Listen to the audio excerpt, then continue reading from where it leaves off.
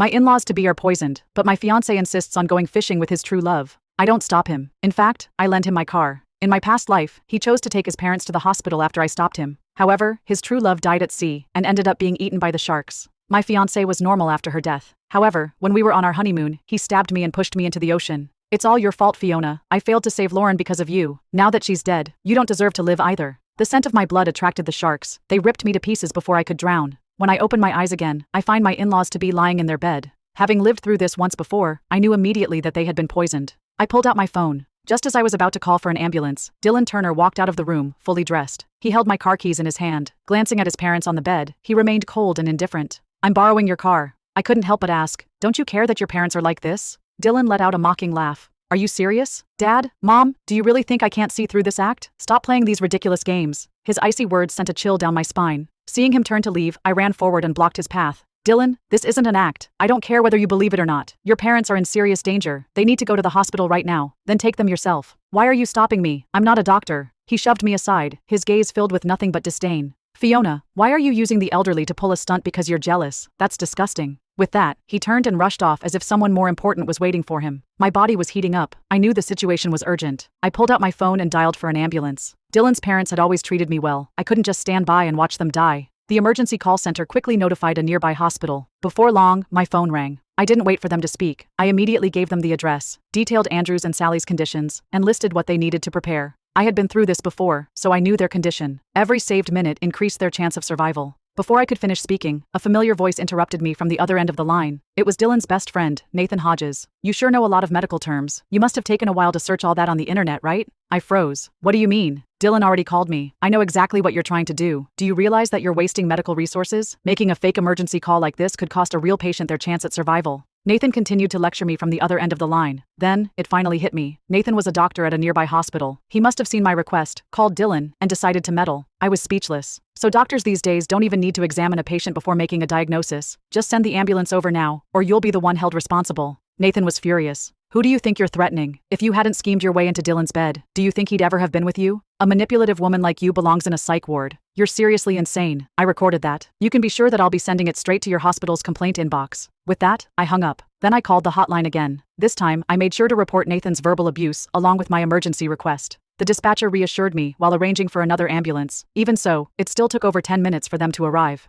Nathan wasn't with them. Instead, another first aid responder led the team. He lifted Andrew's and Sally's eyelids for a quick examination, his expression darkening. This isn't good. Without hesitation, he ordered his team to get them downstairs. On the way to the hospital, he kept calling ahead, making sure that they had beds and equipment ready. At the same time, he turned to me. What did they eat before this? In my past life, after Andrew and Sally recovered, they had their stomach contents tested. The results showed mercury poisoning. The cause? A takeout meal they had eaten that afternoon. Someone had laced it with poison. At the time, Andrew and Sally assumed that Dylan had ordered it, so they didn't think twice before finishing the entire meal. Even up until my death, we never found out who had placed the order. The first responder furrowed his brows when he heard this. He told me that mercury poisoning could cause severe organ damage and might even require surgery. Then he asked me about my relationship with the patients. I immediately said, they're my ex-fiancé's parents. The first responder looked at me for a while before continuing. Then you need to contact their immediate family. If surgery is needed, a family member has to sign the consent form. I asked, can't I sign it? He shook his head and repeated firmly, immediate family only. Left with no choice, I called Dylan's younger sister, Bernice Turner. Fortunately, she was in the same city. After hearing my explanation, she panicked.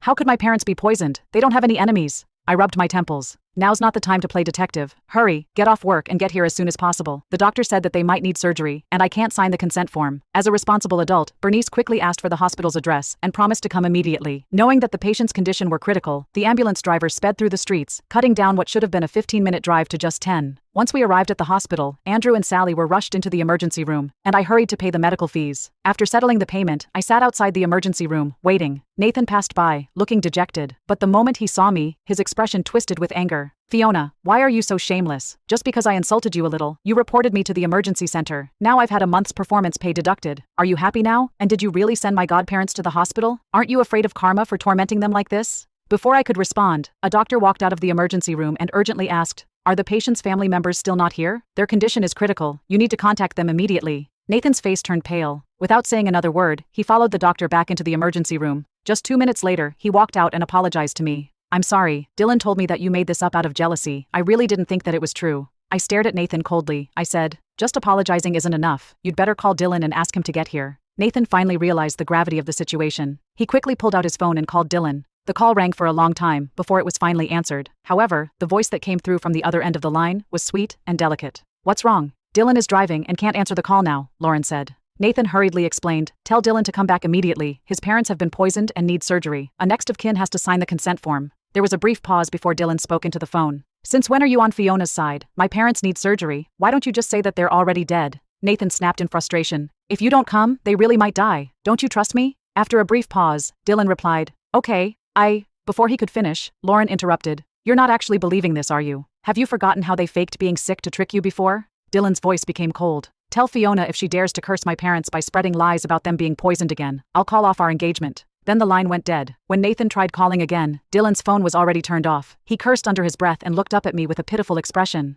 I had expected Dylan to react this way. After all, he hadn't even spared his parents a single glance when they were in a coma in front of him. Why would a mere phone call change his mind? Now, all my hopes rested on Bernice. Time dragged on, and despite the doctor urging us 3 times, Bernice was nowhere to be seen. I estimated the time before calling her. "Bernice, where are you?" She snapped at me the moment she picked up. "Can you stop making a scene? Do you know how important my meeting is today? I don't have time to play along with you." My heart plummeted into an icy abyss. I was certain that Dylan had already called her. Only Bernice could save her parents right now. Forcing myself to remain patient, I said, "Bernice, I'm not lying. Andrew and Sally were really poisoned. They need surgery. No one else can sign the consent form if you don't come. Every minute of delay puts them at greater risk." Bernice scoffed. "Surgery? You really have all the tricks, don't you? Let me give you some advice. Drop the act. The more you do this, the less Dylan will want anything to do with you. I'm busy. Stop calling me." Then she hung up. I had no choice but to ask Nathan to call her instead. He had known Bernice since they were young, so I figured that he could convince her. Bernice was convinced we were conspiring together. She gave him the same response. "I'm not coming. Even if this is real, I'm not a doctor. What difference would it make?" Nathan lost it and started cursing at her. "Bernice, do you have a heart? Your parents are on the brink of death, and this is how you talk?"